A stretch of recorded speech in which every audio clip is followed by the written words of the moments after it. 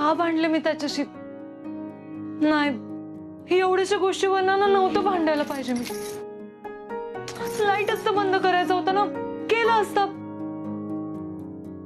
उगाच ऐकलं निशाताई आणि दीपाचं.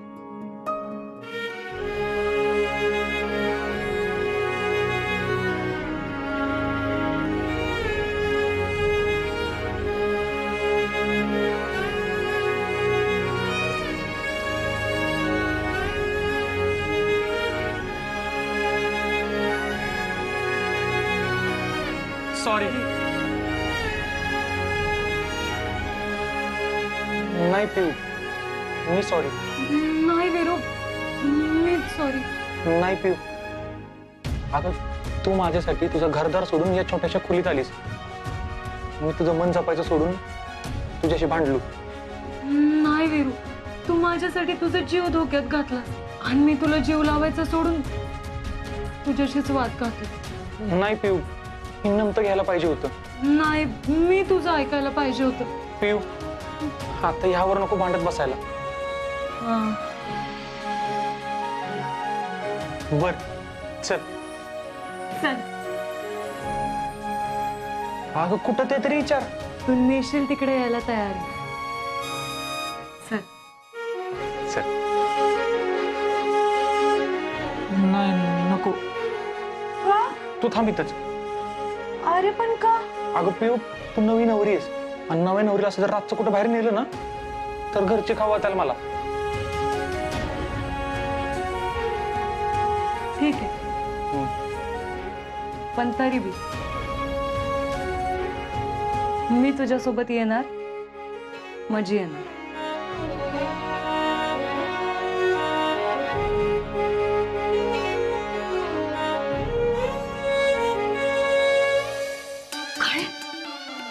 खरं सांगतेस ना? काकी तुमची शपथ. मार, मलाच मार तू. हे बोलावे काकी, ह्या घरात जर कुणावर जीव लावला असेल ना तर त्या फक्त तुम्हीच आहे. दिपे, हो म्हणजे काकी, हो खरंच मी माझ्या डोळ्यांनी बघितलं. वीरूबाई निघून गेलं, पिऊनी एकटाच झोपलं. तुम्ही चला बरं माझ्यावर. ये दिपे, आता बघच कसं खाना फिरवते त्यांच्यावर. फिरवा फिरवा. आणि हेच जर खोटं असेल ना तर तोच घाना पहिली तुझ्यावर फिरवते.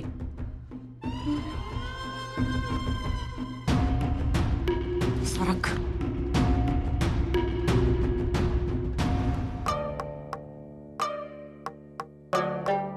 सुनबाई, ए सुनबाई, पियू पियू. झोपली वाटतं. झोप झोप झोप. पण मला माहितीये तुला आज रातच्याला झोप नाही येणार. मला सांगितलं दीपीनं, वीरू तुझ्याशी भांडून रानात निघून गेलाय. असं कोण पहिल्या रात्री वागते वे? तू पण सगळं घरदार सोडून आलीस की त्याच्यासाठी? असं नाही करायला पाहिजे त्यानं. अगं दीपी सांगत होती, हितनं वीरू जाताना म्हणाला हिच्याशी लग्न करून पस्तावलो. गप ग दीपे, तो बोलला तर बोलला. अगं जे खरं आहे ते हाय, घाबरायचं कशाला? मला तर लय बाई कसं तरी व्हायला लागले तुझ्यासाठी. हे असलं जिनं जिण्यापेक्षा तुझ्या घरातच तू बरी होतीस. अगं वीरू बरोबर तू जेव्हा पळून आलीस ना तेव्हा 10दा विचार करायला पाहिजे होतास. वीरू तुला म्हणायचं ना, काय बी झालं तरी मी हिचा हात सोडणार नाही. आता बघ, पहिल्याच रात्री तुला सोडून गेला इथनं. घरी रोज एक नवा ड्रेस घालणारी तू, त्याच्यानं साडी पण घ्यायला जमली नाही तुला. तिथं बंगल्यात राहणारी तू, तिथं एवढ्याशा खोलीत अडकून पडलीस. तूच सांग आता मला हे सगळं कसं बघवल ग? आता ना तुझा बाप हाय ना तुझा नवरा. कसं होणार ग? पियू, ए बाळा ऐकतेस ना ग? पियू, दिपे, बघ ना उकडून.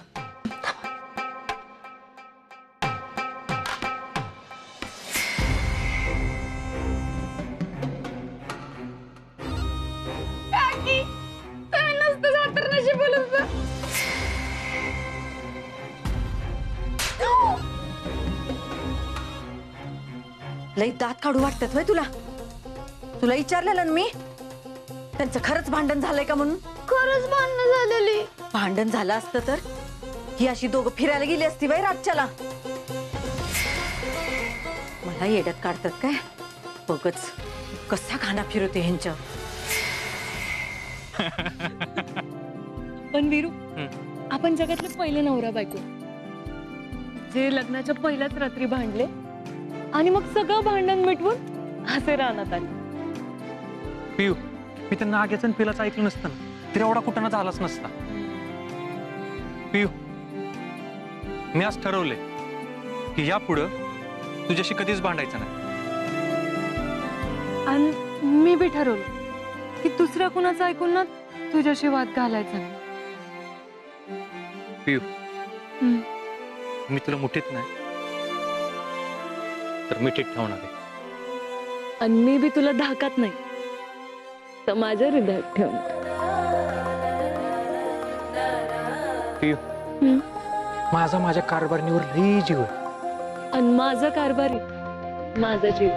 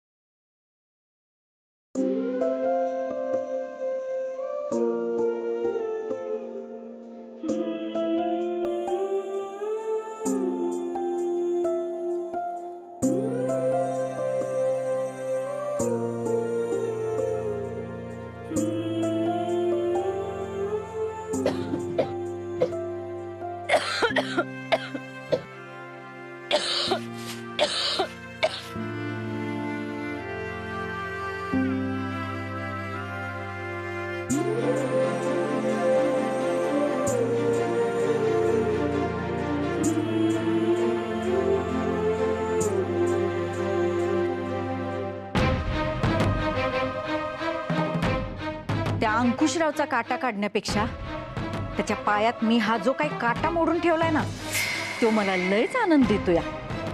अंकुशरावनं माझं पद घालवलं होतं, मी त्याची प्रतिष्ठा घालवली. आज त्याचं रक्त हित असं काम करतंय हे बघून जीवाला लय म्हणजे लयच शांती मिळते माझ्या. सुनबाई, तेवढी साल बी उचलून टाक बर का.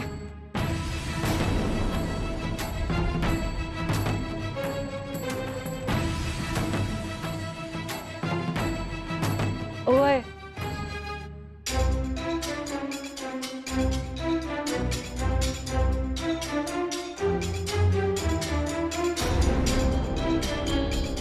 नमस्कार कांचनताई, नमस्कार.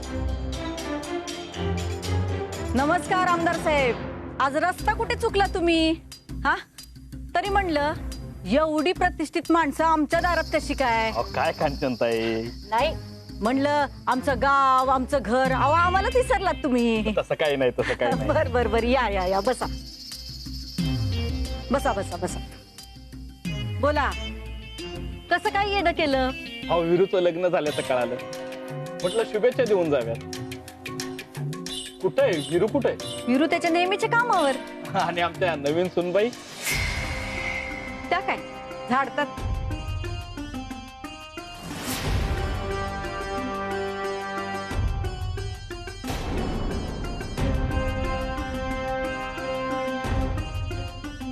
अंकुशराव पाटलांची पोरगी तर असली काम करते या. अहो आता ती सूर्यवंशांची सून झालीये हा. आणि असली काम करायला लाज कसली? ही घरातली काम आहेत आणि हीच कामं करत करत आम्ही इथवर आलोय. अंकुशराव पाटलाच्या घरी इतकी आयुष्यमात राहिली या, कधी हिनं ऊन बी बघितलं नसेल बापाच्या घरी. आता हिथं चटकं बसतायत खरं, पण ते तीनच निवडल्यात. जसं तुम्ही झेडपीत माझ्याऐवजी दुसरा अध्यक्ष निवडलाय, ही कांचन सूर्यवंशी सहजासहजी काय बी इसरत नाही कांबळे. कधी कुणाचा कसा काटा काढायचा हे चांगलंच ठाऊक आहे मला. हो राजकारणाच्या गोष्टी सोडा कांचनताई. अहो अंकुशराव पाटलाची पोरगी असती तरी तुमची सून आहे आता. तिच्या सेवेला किती माणसं आहेत घरात तिथं. आता सासरच्यांची सेवा करत्या, त्यात बिघडलं कुठं हो? अंकुशरावांच्या घरी ही जी एका हक्कावर सगळी काम व्हायची. इथं आमच्या हकावर सगळी कामं करते ती. अहो घरातली सून आहे ती, तवा कामावर ध्यान द्यायलाच पाहिजे तिला. कसं आहे गुलाबासारखं आयुष्य सोडून काट्याबरोबर संसार करायचं तिनंच ठरवलंय. त्याला आपण तर काय करणार नाही का? या शुभेच्छा. सुनबाई ए सुनबाई, ती काम सोड ये इकडं. अगं आमदार साहेब आले शुभेच्छा द्यायला तुला. ये ये ये.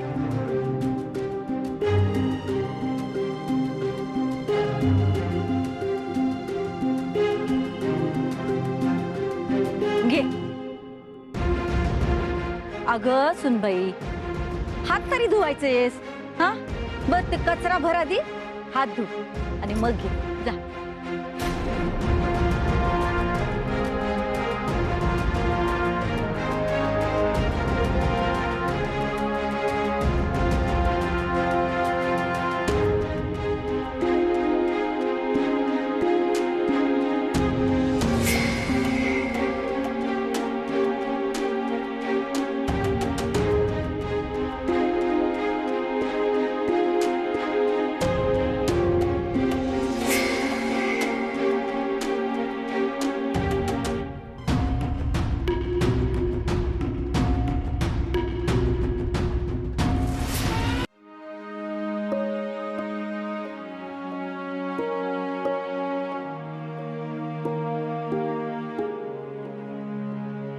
अगं ही कसली कामं करतेस तू? नाही म्हणजे ही नोकर माणसांची कामं आहेत ना केर काढायची. अगं प्रेरणा, घरची तर कामं करते आम्ही, त्यात कमीपणा वाटण्यासारखं काय? हा ना, असं बी आपणच कचरा करतोय म्हणल्यावर तो उचलायला बी आपणच पाहिजे ना. लाखात एक बोललीस बघ.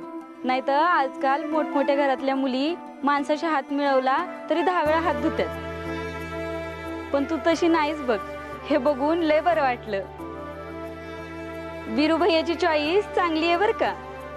होय खराय, पण तुझ्याकडे बघून लय वाईट बी वाटतंय बघ. का? कुठल्या बी बाईसाठी तिचं माहेर तिच्या मनाच्या लय जवळ असतंय बघ, पण तुझ्या नशिबी आता माहेरचं सुखच नाही बघ. खरंय, नवीन लग्न झाल्यावरती नव्या नवरीची माहेरी पाठवणी केली जाते आणि माहेरची माणसं तिची वाट पण बघत असतात. सासरकडच्या गप्पा गोष्टी होत्यात, माहेरी तिचं लाड पुरवलं जात्यात. पण तुझ्यासाठी तर आता माहेर कायमच तुटलंय. तुला जरासं मन मोकळं करावं वाटलं तर आता कुठं ग जाणार तू? माहेरचा लय मोठा आधार असतो बघ बाईला, पण तो आधारच नाही तुझ्याकडे आता. काळजी घे पोरी, चल निघतो आम्ही. चल ग.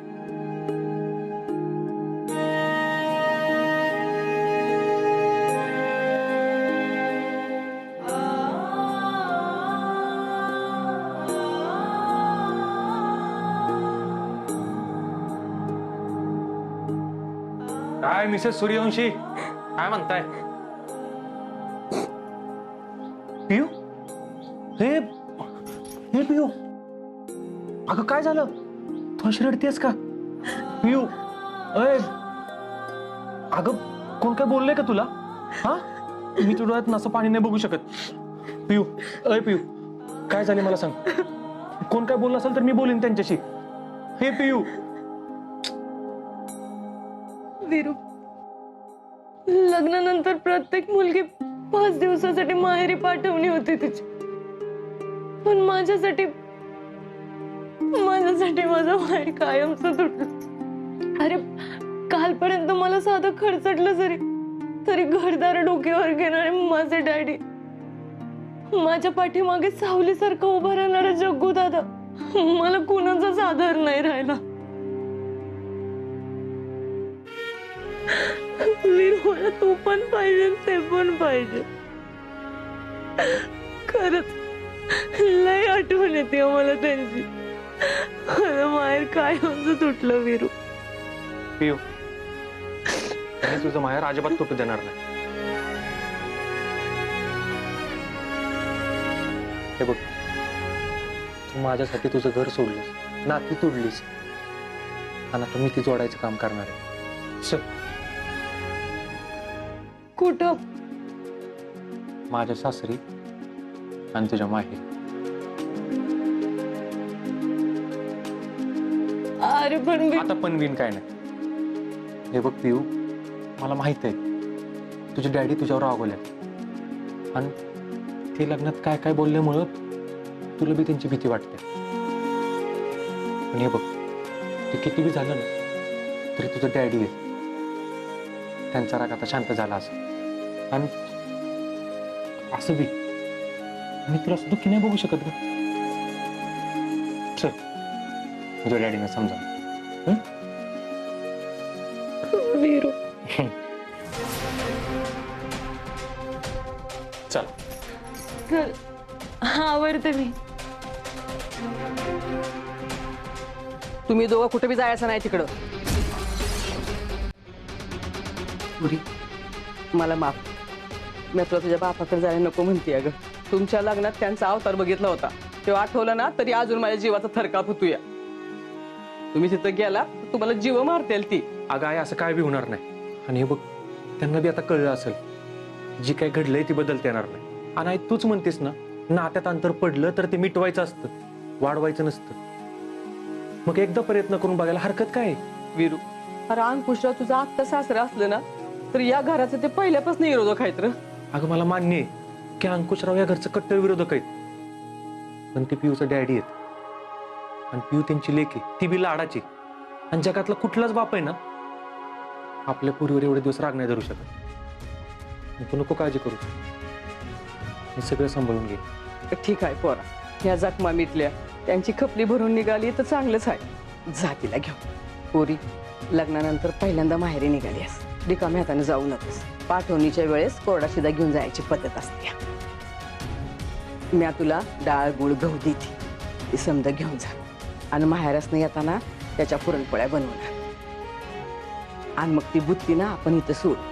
थांब, मी आली शिदा घ्या. होय.